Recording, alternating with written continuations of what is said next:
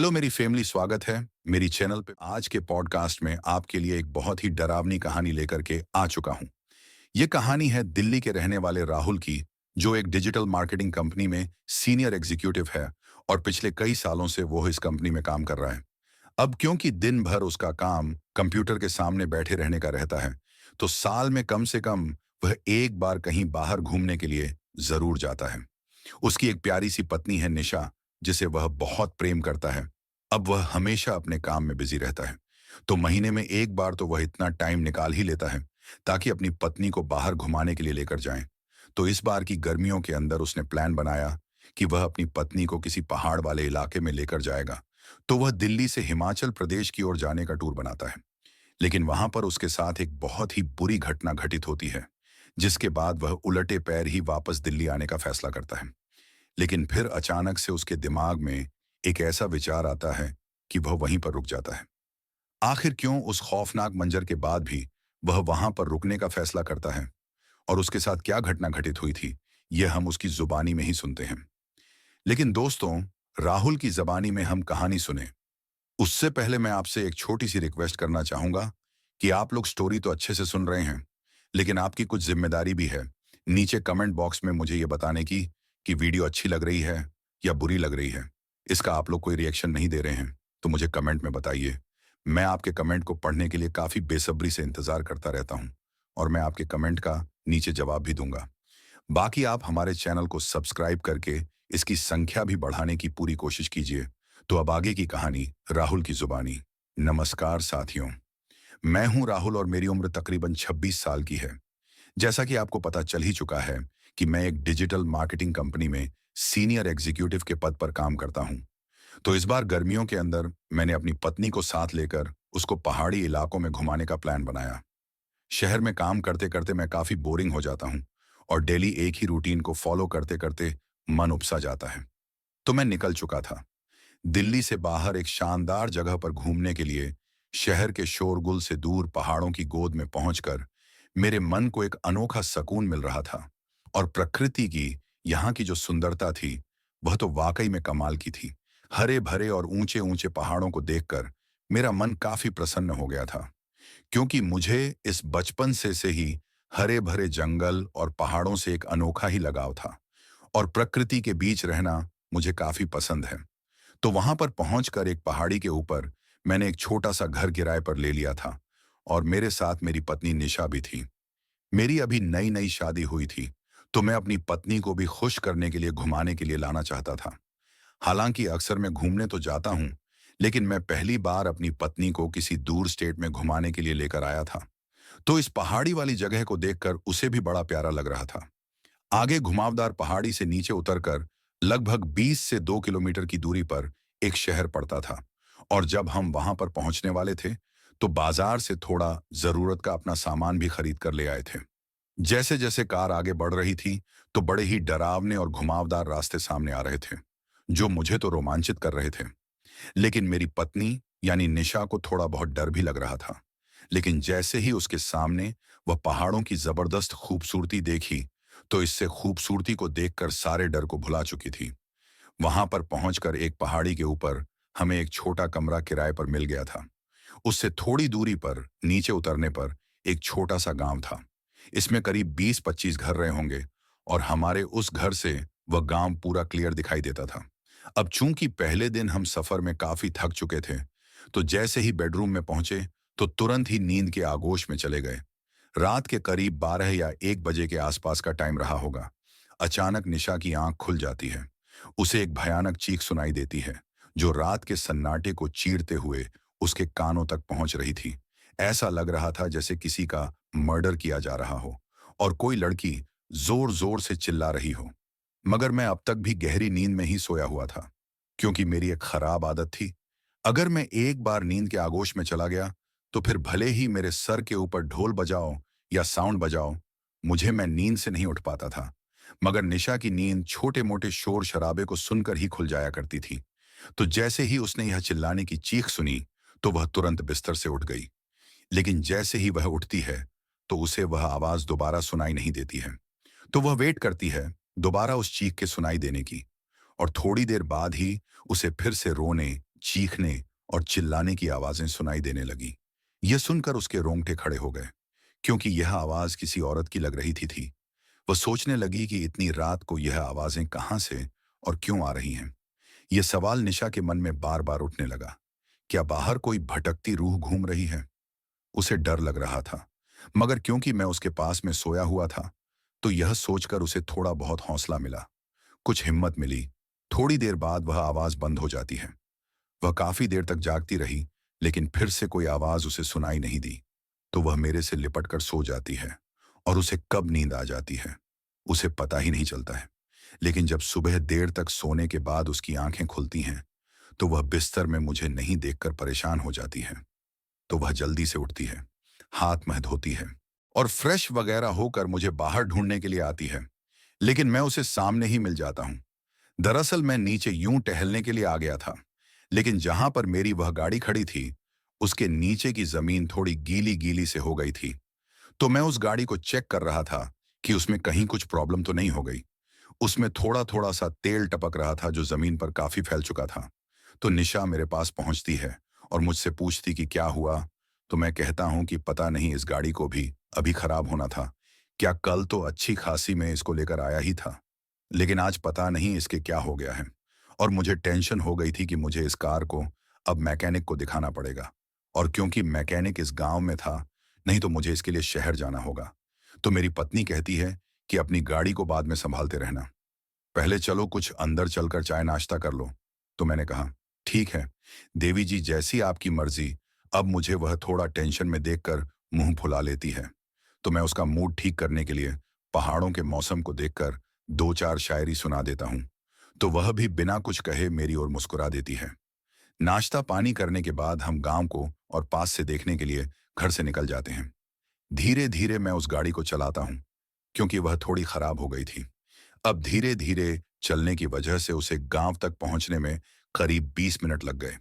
इसके अलावा वह सड़क भी काफी पथरीली थी और घुमावदार रास्ते भी बने हुए थे। जब हम गांव में पहुंचते हैं, तो देखते हैं कि वहां पर कुछ पक्के मकान भी बने हुए थे, तो कुछ लकड़ी के या कच्ची मिट्टी के मकान भी वहां पर मौजूद थे। गांव में अच्छी खासी चहल पहल भी बनी हुई थी। ऐसे ही चलते हुए जब हम झोपड़ी के सामने से गुजर रहे थे, तो मेरी पत्नी की नजर एक बुढ़ी औरत पर पड़ती है, जो दूर से हमारी ओर देखकर हमको घूरे जा रही थी। उसके चेहरे पर काफी झुर्रियां बनी हुई थी। उसके बाल उलझे हुए थे, जो बिल्कुल सफेद थे, और अगर उसे रात में कोई देख ले, तो डर के मारे उसकी तो जान ही निकल जाए। उसकी आंखों में कुछ ऐसे भाव पनप रहे थे, जैसे वह कुछ कहना चाह रही हो। तो मेरी पत्नी निशा उसके पास पहुंच जाती है। तो वह कहती है, चली जा इन पहाड़ों से वापस, वरना बहुत बुरा अंजाम होगा तेरा। अचानक वह दोबारा से बोलती है कि आने वाली रातें तेरे पर बहुत भारी पड़ने वाली हैं। उसने जिस अंदाज में अपने मुंह से यह बोला, यह सुनकर निशा काफी डर गई थी। डर की एक लहर उसे अपने जिस्म में उठती सी महसूस हो रही थी। यह देखकर मैं अपनी पत्नी को कुछ कहने ही वाला था कि एक आदमी वहां पर बोल पड़ता है कि साहब, यह तो पागल है, इसकी बातों पर कोई ध्यान मत दो। इस बेचारी का सारा परिवार खत्म हो गया है, तो यह पगला गई है। तो मैं अपनी पत्नी को भी वापस गाड़ी में बैठने के लिए कहता हूँ, और 2-3 घंटे उस गांव में घूमने के बाद हम वापस अपने घर की ओर लौट आए। अब कुछ देर आराम करने के बाद मैंने निशा से कहा कि मुझे इस गाड़ी की मरम्मत करवाने के लिए शहर की ओर जाना पड़ेगा, क्योंकि यहाँ पर तो कोई मैकेनिक है नहीं। लेकिन पता नहीं क्यों, मेरे यह कहने के बाद निशा अकेले रहने से कुछ डर सी रही थी, क्योंकि उसे उस औरत की बात घूम घूम कर याद आ रही थी, और रात में भी उसके साथ जो एक्सीडेंट हुआ था, जो आवाजें उसे सुनाई दे रही थीं, तो उस वजह से वह थोड़ा डरी हुई थी। लेकिन मैंने उसको विश्वास दिलाते हुए कहा कि मैं शाम होने से पहले वापस आ जाऊंगा। मैं गाड़ी स्टार्ट करके शहर की ओर आ गया, लेकिन निशा का ध्यान बार बार उस बूढ़ी औरत की कही बातों पर जा रहा था। ऐसा क्या है जो इस बुढ़ी औरत ने यहां पर देखा है, या फिर क्या वह सचमुच में एक पागल औरत है? ये सोचते सोचते निशा घर से बाहर निकलती है, और पहली बार उसे यह ध्यान में आता है कि यहाँ पर तो एकमात्र ही मकान है, क्योंकि आसपास के जो मकान हैं वह टूटे हुए हैं और उनका मलबा इधर उधर बिखरा सा पड़ा हुआ है। तो उसके दिमाग में सवाल उठ रहा था कि एक ही मकान यहाँ अकेले में क्यों है, और बाकी मकान कैसे टूट गए। और भी ऐसे सवाल उसके मन में उठ रहे थे, जिनका उसके पास कोई जवाब नहीं था। फिर ऐसे विचार करते करते वह घर से थोड़ा बाहर की ओर आ जाती है। थोड़ी देर बाद उसे दूर एक औरत दिखाई देती है, तो निशा उसे आवाज देती है, तो वह महिला रुक जाती है। निशा उसके पास जाकर पूछती है कि इस एक मकान को छोड़कर यहाँ बाकी मकान टूटे हुए क्यों हैं? क्या पहले यहाँ भी कोई गांव बसा हुआ था? वह औरत जवाब देती है कि कुछ साल पहले यहाँ काफी सारी आबादी हुआ करती थी। घर भी यहाँ पर बसे हुए थे, लेकिन फिर बाद में यह सभी वहां से निकलकर नीचे जाकर बस गए और एक नया गांव बसा लिया। निशा ने पूछा, लेकिन क्यों? तो उसने बताया, क्योंकि इस जगह को सब श्रापित मानने लगे थे। इस जगह पर इंदिरा नाम की एक लड़की की आत्मा भटकती थी और कहते हैं कि आज भी वह रातों में यहाँ भटकती दिखाई दे जाती है। रात को चीखती है और चिल्लाती है। उस पहाड़ी औरत की बातें सुनकर निशा और ज्यादा डर गई थी। उस औरत के वापस जाते ही उसने जल्दी से मेरे को फोन लगाया और मुझसे पूछती है कि मैं कब तक वापस आ जाऊंगा। मुझे उसकी आवाज घबराई और डरी हुई सी लग रही थी। यह सुनकर मुझे भी कुछ अजीब लगा कि यह घबराई हुई सी क्यों बात कर रही है। लेकिन मैंने सोचा कि चलो, वह अकेली है तो कुछ घबरा गई होगी। मेरे पहुंचने के बाद मैं उसके एक झटके में ठीक कर दूंगा। तो मैंने कहा कि बेबी, तुम घबराओ मत, मैं कुछ देर में यहां से रवाना हो जाऊंगा। गाड़ी ठीक हो चुकी है। अब क्योंकि शाम होने में थोड़ा बहुत ही समय बचा था और कल जो ये खूबसूरती निशा के मन को भा रही थी, आज यही खूबसूरती उसके मन में खूब डर पैदा कर रही थी। उसके मन में बार बार ये ख्याल आ रहे थे कि जल्द से जल्द इस मनहूस जगह को छोड़कर वापस वह दिल्ली आ जाए। दोस्तों, मैं मैकेनिक से रवाना हो रहा था, तभी आसमान में काले काले बादल निकल आए थे। ऐसा लग रहा था कि कुछ ही देर में बारिश शुरू हो जाएगी। उधर निशा भी घर में अकेली थी, तो वहां पर भी बारिश का मौसम बन गया था और कुछ देर बाद दोनों ही जगहों पर तेज बारिश शुरू भी हो गई थी। और पहाड़ों के अंदर जब एक बार बारिश शुरू होती तो काफी लंबी चलती जाती है और ऐसे ही वह बारिश शाम तक चलती रही। उधर निशा का दिल अंदर ही अंदर बैठने लगा था। उसके मन में बुरे बुरे ख्याल आ रहे थे कि वह घर में अकेली कैसी रहेगी। वहीं तेज बारिश की वजह से मैं भी अपनी गाड़ी को नहीं चला पा रहा था, क्योंकि पहाड़ों का रास्ता था तो वहां पर फिसलन हो जाती है। तो मुझे भी निशा की चिंता होने लगी थी। मगर इतनी तेज बारिश में इन खतरनाक पहाड़ों पर चढ़ना जानलेवा हो सकता था और बारिश बंद होने तक रात के 8 बज चुके थे। बारिश के बंद होते ही मैंने जल्दी से गाड़ी निकाली और पहाड़ों की चढ़ाई शुरू कर दी। उधर निशा को एक एक पल भारी लग रहा था। उसने खाना बना रखा था, लेकिन बिना खाए पिए ही वह बिस्तर पर लेट गई थी। अभी उसे लेटे कुछ ही समय हुआ था कि किसी ने दरवाजा खटखटाया, तो वह बुरी तरह से घबरा गई। लेकिन फिर उसके मन में आया कि शायद मैं दरवाजे पर आ चुका हूं। वह जल्दी से दरवाजे के पास पहुंची और दरवाजा खोलने के लिए हाथ बढ़ाया, मगर कुछ सोचते हुए वह रुक गई और उसने कहा, राहुल, क्या तुम हो? मगर बाहर से कोई जवाब नहीं मिला। पर दोबारा मेरा नाम लेकर पुकारती है, लेकिन उसे सामने से कोई जवाब नहीं मिल पाता है। तो वह बुरी तरह से घबरा जाती है। अब उसके दिमाग के अंदर उस बूढ़ी अम्मा की बातें आने लगती हैं। साथ ही उस पहाड़ी औरत ने जो बातें कही थीं कि इंदिरा नाम की जो लड़की यहाँ पर घूमती है, उसकी आत्मा लोगों को यहाँ पर परेशान करती है। ये सभी प्रकार के गलत गलत विचार उसके दिमाग में आते जा रहे थे। अचानक उसे दरवाजे के बाहर से ऐसी आवाजें आने लगती हैं जैसे कोई तेज तेज सांसें ले रहा हो। निशा सर से पांव तक कांप कर पीछे हट गई। दहशत उसके चेहरे पर साफ नजर आ रही थी। उस पहाड़ी औरत की कहीं बातें उसके जहन में कंधने लगीं और उस बूढ़ी माई की चेतावनी उसके दिमागे में घूमने लगी कि आने वाली रातें बहुत भारी पड़ेगी। मुझ पर उसने डरते हुए इधर उधर निगाह दौड़ाई और कोने में रखा हुआ एक मोटा डंडा उठा लिया ताकि वह आने वाले खतरे से निपट सके। ठीक उसी समय एक रूह कंपा देने वाली चीख से सारा इलाका थर्रा उठा। निशा ने हाथों में जो डंडा थामा हुआ, वह उसके हाथों से दूर जा गिरा। वह बुरी तरह कांप उठी थी। ये वही चीख थी जो उसने कल सुनी थी। उसने कांपते हाथों से अपना फोन उठाया और मेरा नंबर डायल किया, मगर फोन नहीं मिल सका। शायद खराब मौसम के कारण नेटवर्क चला गया था। और साथियों, दूसरी ओर मैं अपनी कार के साथ सड़कों पर भागा जा रहा था। मुझे रह रहकर निशा की याद आ रही थी। सोच रहा था कि वह दिन से ही कह रही थी कि मुझे अकेला छोड़कर मत जाओ, लेकिन खराब मौसम ने पूरा मामला तहस नहस कर दिया। अचानक मुझके सामने से एक पेड़ के नीचे कोई सफेद सा साया नजर आया। घना अंधेरा, दूर दूर तक बस सन्नाटा। एक पल के लिए तो मैं बहुत ज्यादा डर सा गया, क्योंकि मैंने पहाड़ों की बुरी आत्माओं के बाद में बहुत सी कहानियां सुन रखी थीं। रात का समय और सुनसान इलाका वैसे ही किसी को डराने के लिए काफी होता है। ऊपर से यह नई आफत कुछ सोचकर अगले पल मेरा पैर एक्सीलेटर पर दबता गया। मैं सामने की ओर देखता हूं तो वह साया मुझे साफ साफ नजर आता है। उसके जबड़े सख्ती से भिजे हुए थे, लेकिन एक्सीलेटर पर पैर जाते ही गाड़ी की रफ्तार एकाएक तेज हो गई। उस जगह से गुजरकर मैंने कुछ राहत की सांस ली। मैं यह सोचकर परेशान हो गया कि उस पेड़ के नीचे वह सफेद सफेद क्या था, कोई शैतानी आत्मा या कोई छलावा। अभी मैं यह सब कुछ सोच ही रहा था कि अचानक कार के बोनट पर जैसे कुछ आके गिरा। मैन सिहर उठा। सफेद कपड़ों में लिपटी भयावह आकृति थी। वह एकदम से गाड़ी का बैलेंस बिगड़ गया। कुछ समय के लिए मेरा ध्यान भटक गया और तेज रफ्तार गाड़ी गहरी खाई की तरफ जाने लगी। खतरे का एहसास होते ही मैंने गाड़ी दूसरी तरफ तेजी से मोड़ दी।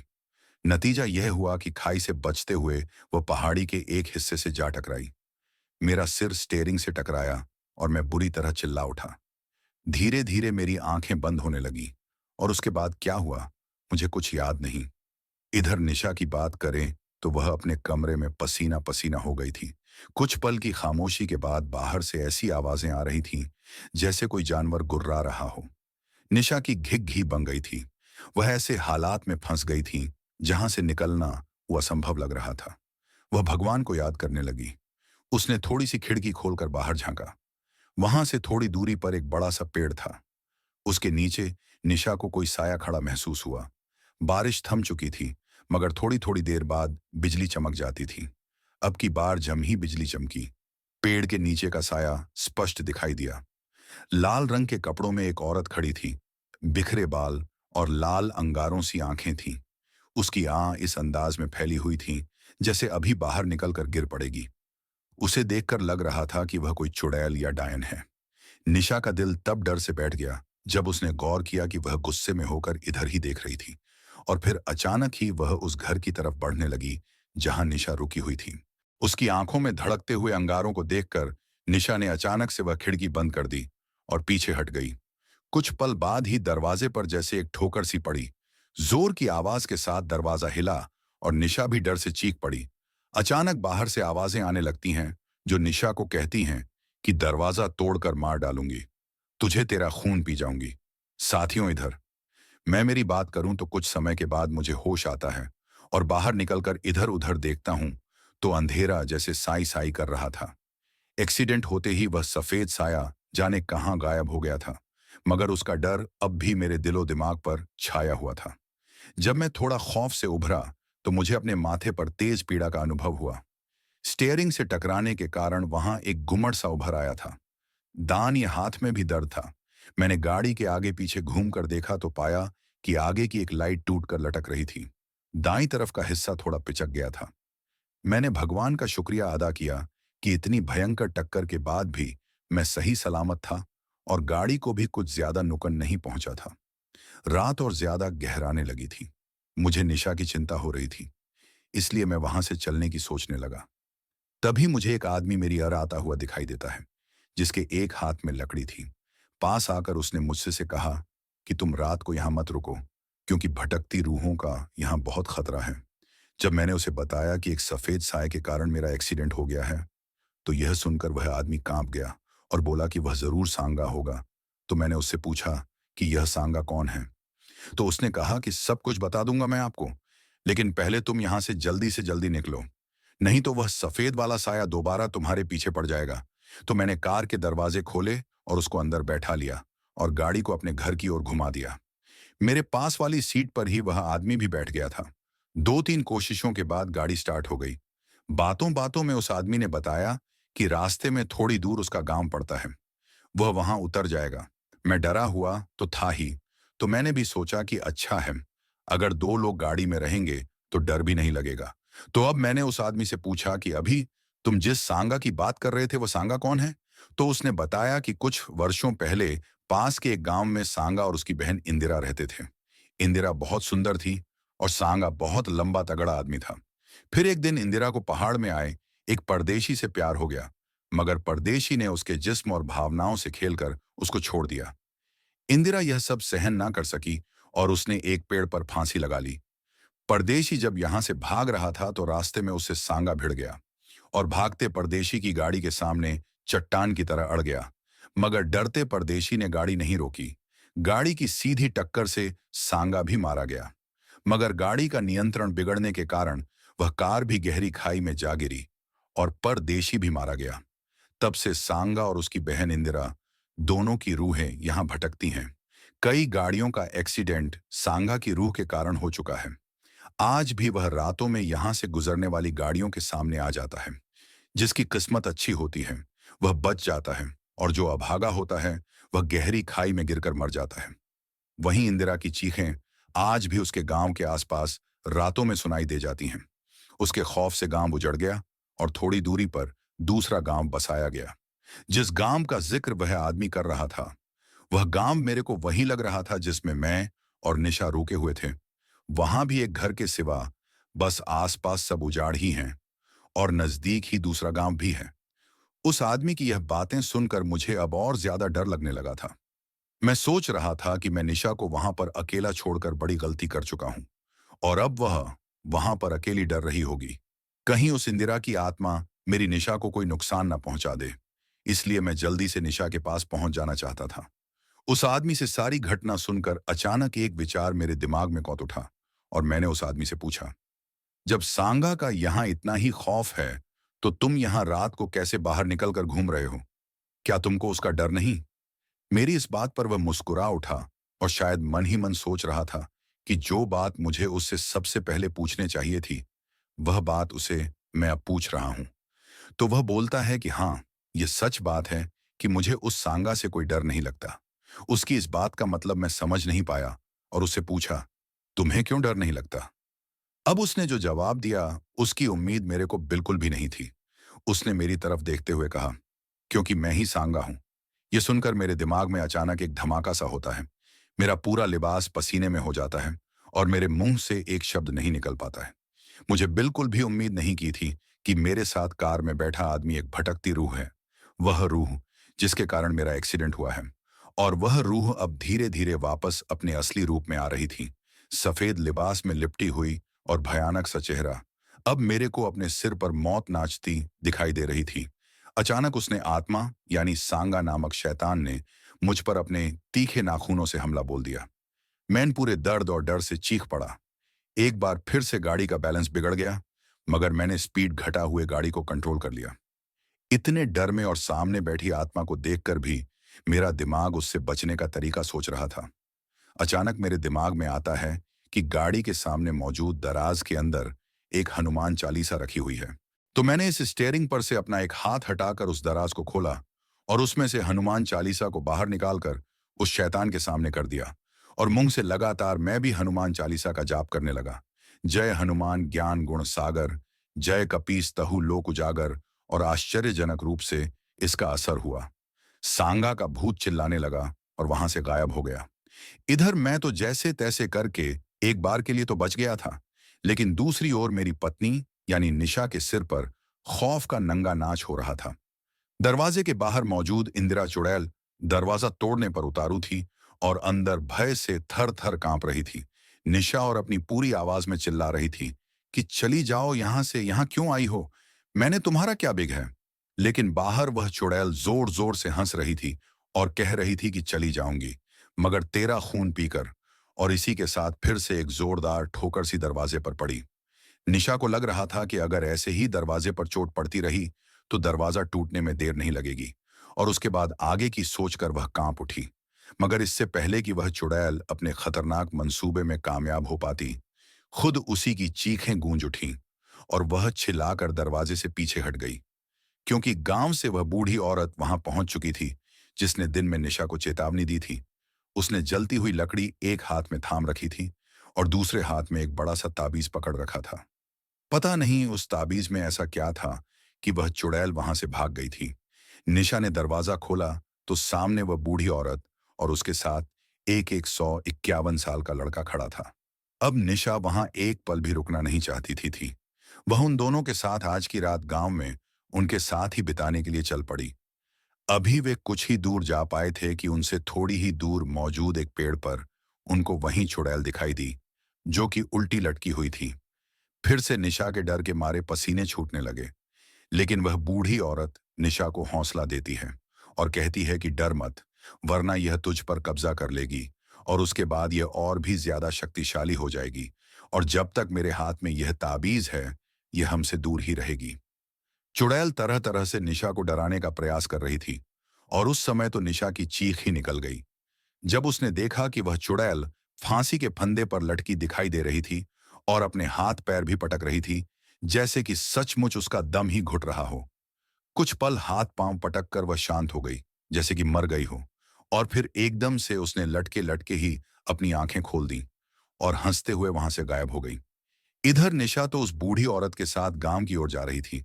उधर मैं निशा के लिए तेज स्पीड से गाड़ी चलाता हुआ घर की ओर आ रहा था और अचानक रास्ते में मुझे निशा और उसके साथ वह बूढ़ी औरत दिखाई देती है। निशा को उस बूढ़ी औरत के साथ देखकर मेरी जान में जान आ जाती है और उसको सही सलामत देखकर मैं चैन की सांस लेता हूँ। मैं उनको अपनी गाड़ी में बैठा हूँ और उस बूढ़ी औरत की झोपड़ी की ओर निकल जाते हैं और रात को हम उस औरत की झोपड़ी में ही रुकते। किसी तरह वह भयानक रात हमारी कट जाती है। सुबह उठते ही मैं गुस्से में होकर उस आदमी को ढूंढ रहा था जिसने हमको वह भूतिया जगह किराए पर दी थी।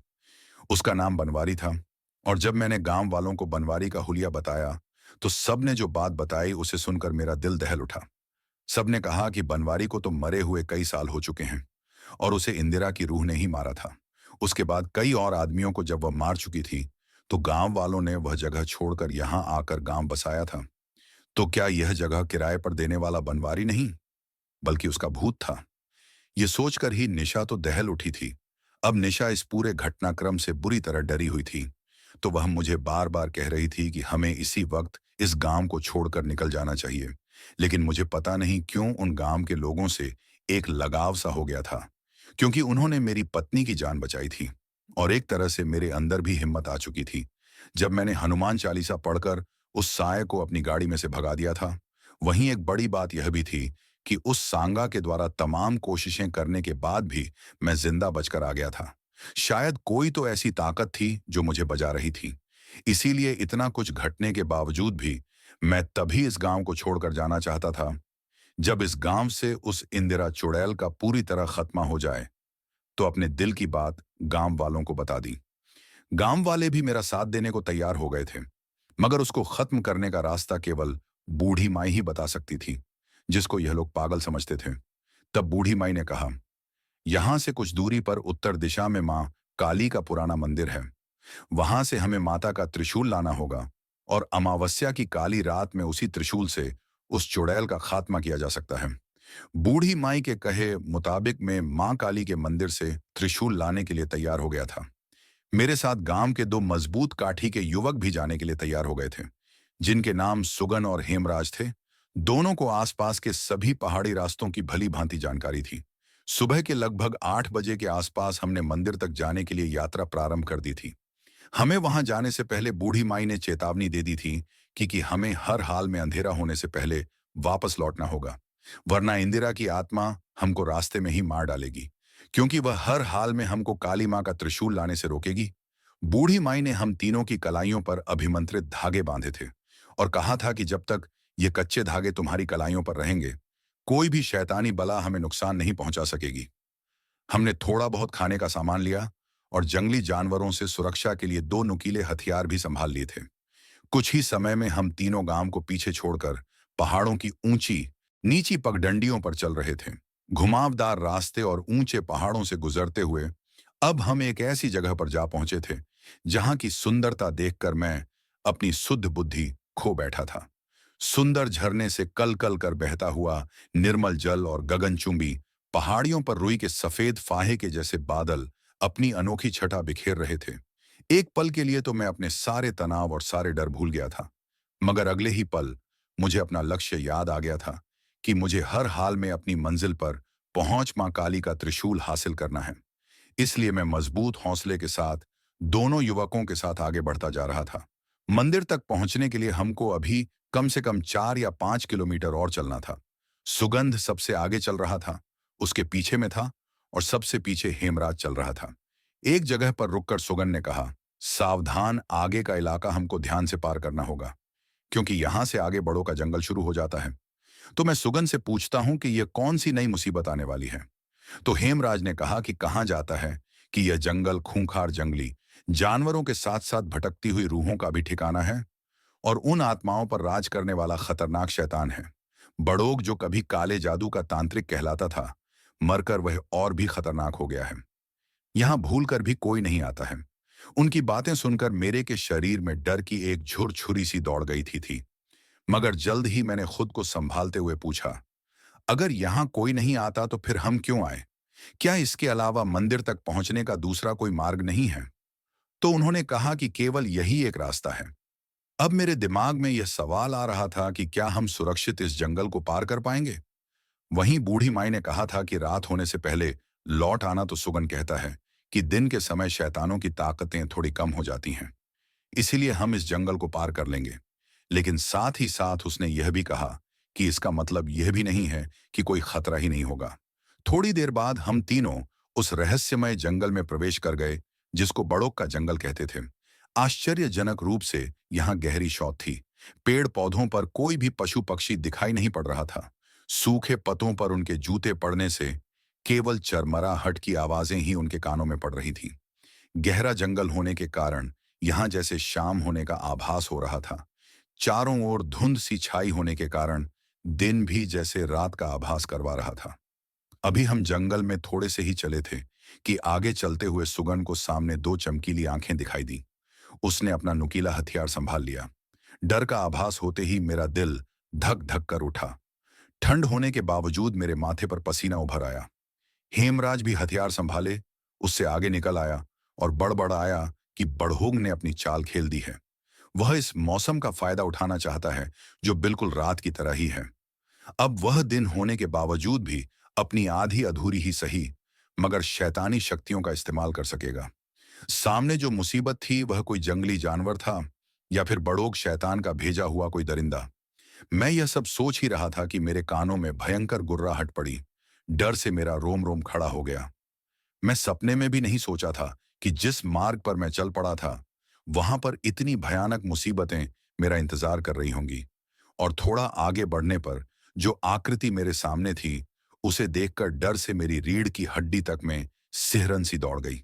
बड़े बड़े कानों और लंबे नुकीले दांतों वाला एक ऐसा शैतान मेरे सामने था जो अपने हाथ और पैर दोनों जमीन पर टिकाकर धीरे धीरे हमारी ओर हमले की मुद्रा में आगे बढ़ रहा था। अचानक सुगन चिल्लाया कि भागने की को कोशिश भी मत करना वरना मारे जाओगे। हिमार्ज ने जवाब दिया, अरे भागता कौन है भाई, तुम देखते जाओ कि इस शैतान की मेन क्या हालत बनाता हूं। यह कहकर उसने मेरी ओर देखते हुए कहा, यह तो महज शुरुआत भर है, अभी तो कई मुसीबतें आएंगी। अगर डरे तो समझो। मरे अचानक गुर्रा हुए उस डरावने शैतान ने हम पर छलांग लगा दी। हम तीनों पहले से ही उसके हमले से बचने के लिए खुद को तैयार कर चुके थे, इसीलिए लिए उसका पहला वार विफल हो गया था। हम तीनों फुर्ती से अपने स्थान से हट गए थे। इससे पहले कि यह हम पर दूसरा हमला करें हमें ही पलटवार कर देना चाहिए, सुगन ने कहा, क्योंकि लड़ाई का यही उसूल है कि जो पहले वार करता है वही जीतता है।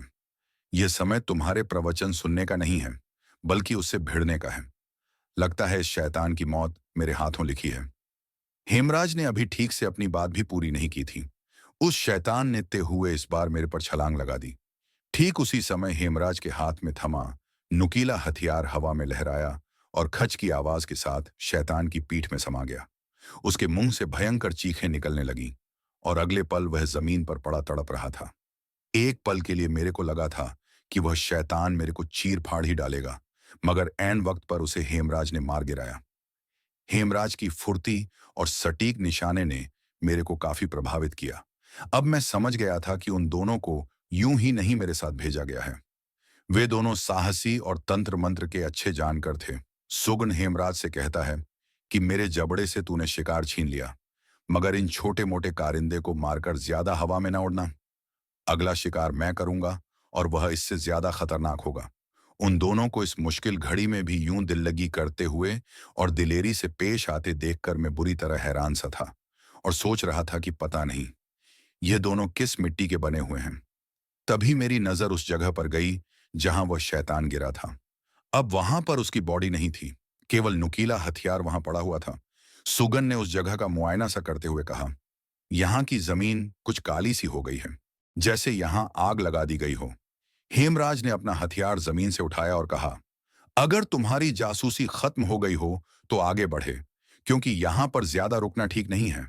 फिर से हम तीनों काली मां के मंदिर की तलाश में आगे बढ़ रहे थे, और मेरा दिल यह सोच सोच कर धक धक कर रहा था कि अब और आगे पता नहीं कौन सी नई मुसीबत से सामना होगा।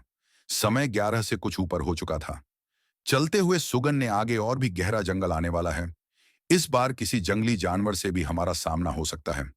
ध्यान रहे, ऐसा होने पर चीखना, चिल्लाना या भागना नहीं है। उसके निर्देश के बाद हम तीनों सावधानी से उस भयंकर जंगल को पार करने के लिए आगे बढ़ रहे थे। मैंने ने कुछ सोचते हुए पूछा, अगर हमारा सामना बड़ोक से हो गया तो सुगन ने कहा, पहली बात तो यह होना मुश्किल ही है, क्योंकि उसकी शक्तियां दिन में कुछ क्षीण रहती हैं, इसलिए वह दिन में हमारे सामने नहीं आएगा।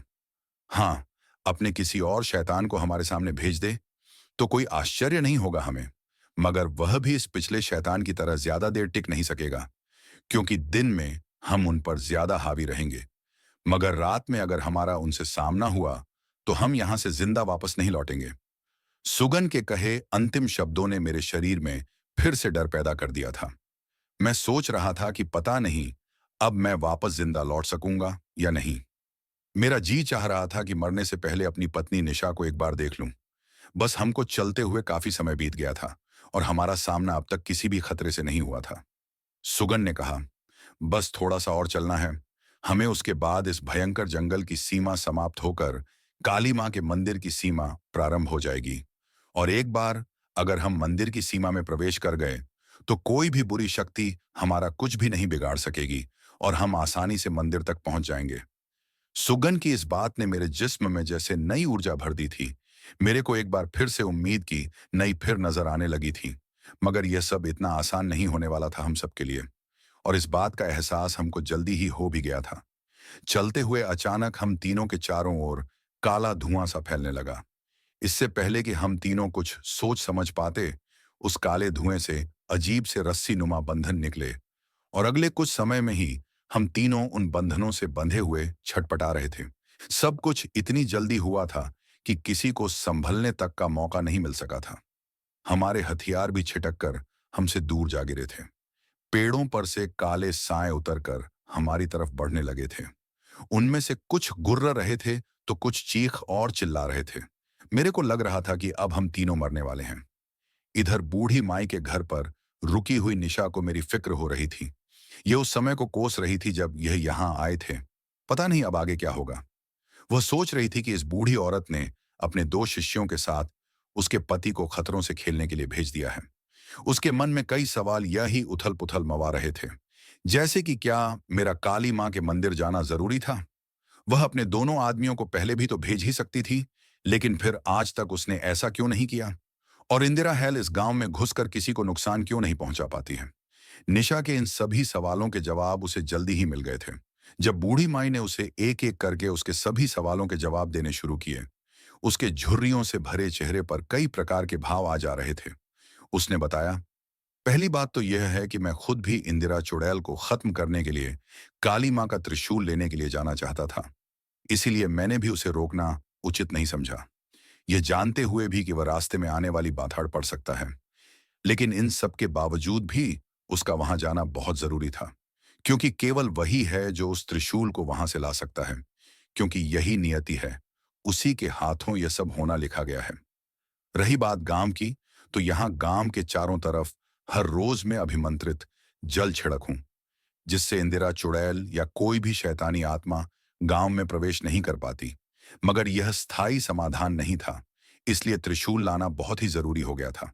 इंदिरा तो उस त्रिशूल से खत्म होगी ही, साथ में आगे से कोई भी दुष्ट शक्ति इस गांव में प्रवेश नहीं कर सकेगी, क्योंकि मां काली का मंदिर यहां बनवाकर त्रिशूल भी यही स्थापित करवा देंगे। हम बूढ़ी माई ने कई सवालों के जवाब निशा को दे डाले थे, जिसे गांव के बहुत से लोग पागल समझते थे। वही औरत इस समय गांव की ढाल बनकर खड़ी थी। उधर बड़ोक के जंगल में मैं, सुगन और हेमराज खतरे में पड़ चुके थे। काले सायों ने पेड़ों से उतरक हमको चारों तरफ से घेर लिया था। लाख कोशिशों के बाद भी हम खुद को बंधन मुक्त नहीं कर पा रहे थे। अगले पल ही गुर्रे और चीखते हुए साए हम तीनों को अपनी गिरफ्त में ले चुके थे। एक साय ने मेरा गला पकड़ रखा था और दूसरा मेरी पीठ पर सवार हो चुका था। हेमराज और सुगन की हालत भी मेरे से अलग नहीं थी। उन दोनों से भी अनेक शैतान लिपटे हुए थे। उस अंधकारमय और भयानक जंगल के बीच मौत से जूझ रहे हम तीनों के सामने एक बड़ा और भयानक चेहरा प्रकट होकर हंस रहा था। अब मेरी आंखों के सामने अंधेरा सा छाने लगा था और मेरी लुप्त हो रही चेतना के बीच मेरे दिमाग में एकमात्र यही सवाल गूंज रहा था कि क्या यही बड़ोग है। मेरे को यकीन नहीं हो रहा था कि मैं जल्दी ही मरने वाला हूं मगर इस समय जो हालात थे वह चीख चीख कर हमारे सर पर मंडराती मौत की ओर इशारा कर रहे थे। मेरे को बेहोशी सी छा रही थी। दम घुटता हुआ महसूस हो रहा था। सुगन और हेमराज जैसे बहादुर और तंत्र विद्या में पारंगत युवक भी इस समय मुझे बेबस दिखाई दे रहे थे। उनकी इस हालत पर हंसता हुआ वह भयानक चेहरा बड़ोक का ही था। वह बोल रहा था कि जल्दी ही मौत से तुम सबका आलिंगन होगा। उसके बाद तुम भी मेरी गुलामों की फौज की शोभा बढ़ा रहे होंगे। लेकिन मौत से जूझते हुए भी शिकन तक न थी। सुगन और हेमराज के चेहरों पर सुगन चिल्लाकर बोलता है कि अपने हौसले को इतना मत बढ़ा। शैतान की बाद में तुझे मुंह की खानी पड़े। हमको इस जंगल से गुजर जाने दे। हमारे रास्ते में रुकावट ना बन। हमारी तुमसे कोई दुश्मनी नहीं है। लेकिन वह दहाड़ हुए कहता है कि बड़ों किसी से दोस्ती नहीं करता। वह केवल दुश्मनी निभाना जानता है और अपने दुश्मनों को यूं छोड़ देना मैंने सीखा ही नहीं है। अब की बार हेमराज ने उसे ललकारा। ठीक है, दुष्ट जैसी तेरी मर्जी। अगर तुझे हमसे उलझना ही है तो फिर तैयार हो जा।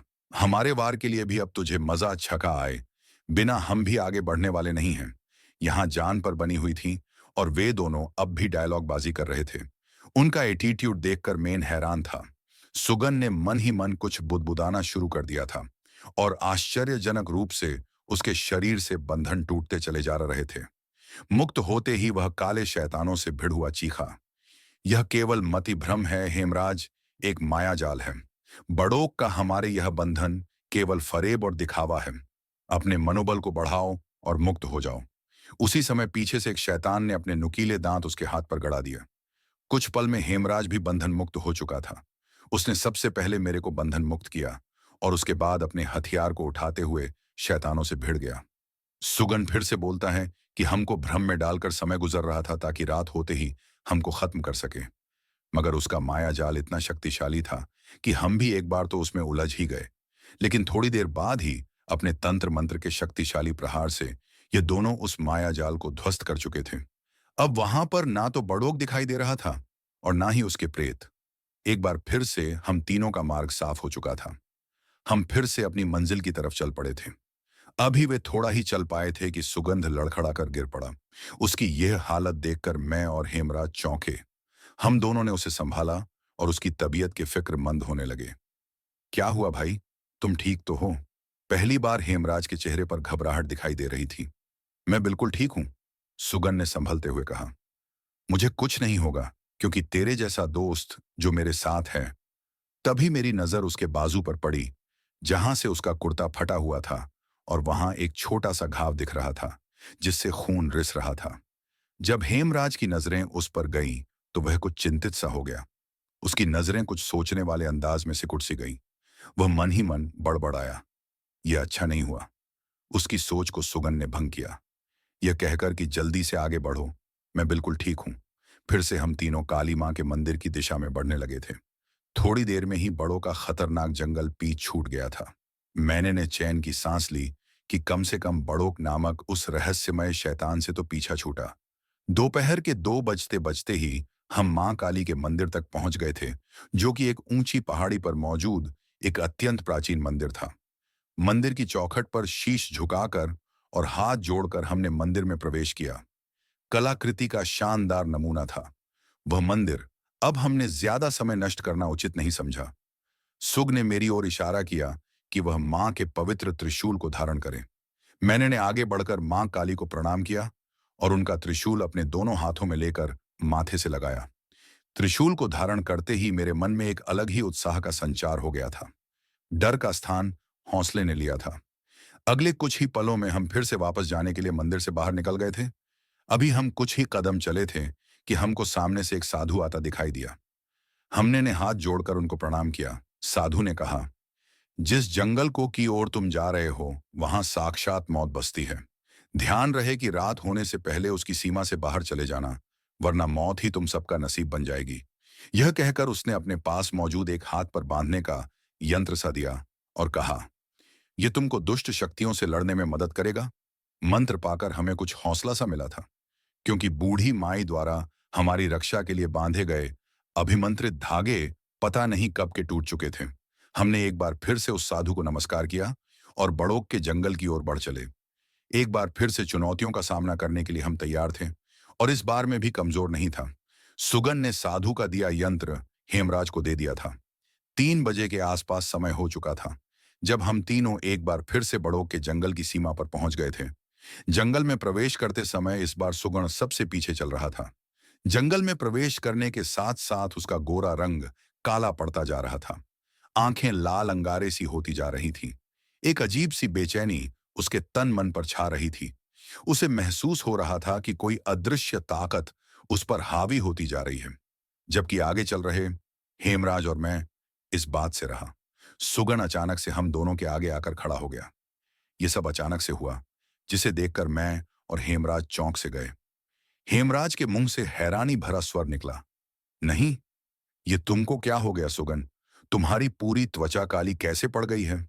जवाब देने के स्थान पर सुगन का हाथ घूमा और उसके हाथ में थमा भाले नुमा हथियार हम दोनों की तरफ तेजी से लपका। इधर गांव के अंदर ध्यान में बैठी हुई बूढ़ी माई ने एकदम से अपनी आंखें खोल दी। नहीं, यह शुभ संकेत नहीं है। जरूर कुछ बुरा होने वाला है। उनके पास मौजूद निशा कुछ बेचैन सी हो गई। उनकी बात सुनकर वह बोली, क्या बुरा होने वाला है? बुढ़िया बोली, उन तीनों पर कोई संकट आ सकता है। ऐसा संकट जिसका बहुत कुछ खामियाजा हम सबको भुगतना पड़ सकता है। जाओ यहां से सुगन सुगन! ये जोर से चिल्लाते हुए अपने अंतिम शब्द कहे। यह कहकर उसने बड़ोक पर छलांग लगा दी और ना चाहते हुए भी मैं और हेमराज को वहां से जाना पड़ रहा था। हेमराज ने जब अंतिम बार सुगन को देखा तो वह बड़ोक पर झपट रहा था। कुछ देर बाद ही हम दोनों बड़ों के उस भयंकर जंगल की सीमा से बाहर निकल चुके थे। रात का अंधेरा चारों ओर फैल चुका था। सुगन के दुखदाई अंजाम ने हेमराज को तोड़कर रख दिया था। वह इस तरह से आगे बढ़ रहा था जैसे उसका सब कुछ तबाह हो गया हो। अभी हम गांव की दिशा में थोड़े ही चले थे कि सामने मौजूद एक विशाल चट्टान पर हमको एक आकृति खड़ी दिखाई दी। मैंने सावधानी से हाथ में मौजूद त्रिशूल को संभाला और उस आकृति की दिशा में बढ़ चला। अब तक हेमराज की नजर भी उस आकृति पर पड़ चुकी थी। वह भी मेरे साथ साथ उस तरफ बढ़ने लगा। अब डर के स्थान पर गुस्सा ही गुस्सा मेरे के दिलो दिमाग पर हावी हो चुका था। सुगन की मौत से वह मैं भी बड़ा विचलित हो चुका था। अमावस्या की काली रात होने के कारण चारों ओर गहन अंधकार छाया हुआ था। मेरे मनोमस्तिष्क में कौंध रहा था कि कहीं मेरे सामने मौजूद वह आकृति इंदिरा चुड़ैल की ही तो नहीं है। उसके पास पहुंचते ही हेमराज के मुंह से एकदम निकला, माए, तुम हाँ, हमारे सामने बूढ़ी माई ही खड़ी थी। वही झुर्रियों से भरा चेहरा और कुल सफेद बालों वाली वह रहस्यमय औरत ही थी। वह उसे देखकर हेमराज ने कहा, हमने सुगन को खो दिया है। माई, हाँ, हमारे सामने बूढ़ी माई ही खड़ी थी। वही झुर्रियों से भरा चेहरा और बिल्कुल सफेद बालों वाली वह रहस्यमय औरत ही थी। वह उसे देखकर हेमराज ने कहा, हमने सुगन को खो दिया है। माई यह कहकर वह सिर झुकाकर खड़ा हो गया। ठीक उसी समय बूढ़ी माई ने चिल्लाकर कहा, अब तेरी बारी है, ले तू भी मर। यह कहकर उसने हेमरा को उठाकर फेंक दिया। हैरान हेमराज की चीखें गूंजी और वह कहीं दूर जा गिरा। यह सब एकदम ही हो गया था। मैं यह सब देखकर एक पल को सत्र सा रह गया। मैं समझ ना पाया कि बूढ़ी माई ने ऐसा क्यों किया, मगर जल्द ही मैं संभल गया और त्रिशूल को संभाल कर उसकी ओर बढ़ा। ठीक उसी पल वह अपने असली रूप में आ रही थी। वह बूढ़ी माई नहीं, बल्कि इंदिरा चुड़ैल ही थी, जो उनको चकमा देने के लिए रूप बदल कर आई थी। वह भयंकर रूप धारण कर मेरे पर झपटी। अब सब कुछ मेरे पर ही टिका हुआ था। मेरे पास यही समय था, समय को बदल डालने का। मैंने मां काली को याद किया और चीखते हुए उस डायन पर त्रिशूल से वार कर दिया। मगर इससे पहले कि मैं कुछ कर पाता, इंदिरा यहां से गायब हो चुकी थी। अब मैं हैरान और परेशान हेमराज को ढूंढने लगा। एक स्थान पर उसके कराह की आवाज सुनाई दे रही थी। थोड़ा दूर चलने पर मुझे एक स्थान पर हेमराज पड़ा दिखाई दिया। थोड़ी देर बाद हम दोनों फिर से ऊंची नीची पगडंडियों पर चल रहे थे। गांव अब थोड़ी ही दूरी पर मौजूद था। एक बार हम गांव पहुंच जाएं, बस अभी हम सोच ही रहे थे कि हमको अपने सामने बूढ़ी माई और 1415 साल का लड़का दिखाई दिया। कहीं फिर से यह इंदिरा डायन ही तो नहीं है। अभी हम दोनों सोच ही रहे थे कि पीछे से इंदिरा डायन ने मेरी पीठ पर जोरदार प्रहार किया। मैं चीख कर गिर पड़ा और मेरे हाथों से त्रिशूल छूटकर कहीं अंधेरे में जा गिरा। बूढ़ी माई ने भी जल्दी से कुछ मंत्र बुदबुदा ए और उस चुड़ैल पर भभूत सी उछाल दी। इंदिरा ने सोचा भी नहीं था कि उसका सामना एकदम से यूं बूढ़ी माई से भी हो जाएगा। वह चिल्लाई और फिर से वहां से भागने लगी, मगर दोबारा मिले मौके को मैं यूं खोना नहीं चाहता था। मैंने त्रिशूल उठाया और सीधा उस चुड़ैल के सिर में घुस्से दिया। हलक फाड़कर चिल्लाई। वाह, उसकी चीखें उन अंधेरी वादियों में गूंज उठी और वहां पर एक तेज प्रकाश फैल गया। इंदिरा के खात्मे के साथ ही उसका आतंक भी खत्म हो गया था। त्रिशूल ने अपना काम कर दिया था। अंतिम बार प्रकाश होकर फिर से अंधेरा छा गया। अगली सुबह निशा और गांव दोनों के लिए नई खुशियां लेकर आई थी। निशा को मैं फिर से मिल गया था और गांव वालों को इंदिरा चुड़ैल से मुक्ति, साथियों बुराई का अंत होकर अच्छाई की विजय जरूर होती है। तो दोस्तों, ये थी आज की डरावनी और रहस्यमयी कहानी। अगर आपको ये कहानी पसंद आई तो लाइक और शेयर करना न भूलें। ऐसी ही और भी खौफनाक कहानियों के लिए हमारे चैनल को सब्सक्राइब करें और घंटी के आइकन को दबाएं ताकि आप हमारी नई कहानियों को सबसे पहले देख सकें। अपनी राय नीचे कमेंट में जरूर बताएं। मिलते हैं अगली कहानी में, तब तक के लिए सावधान रहें और सुरक्षित रहें।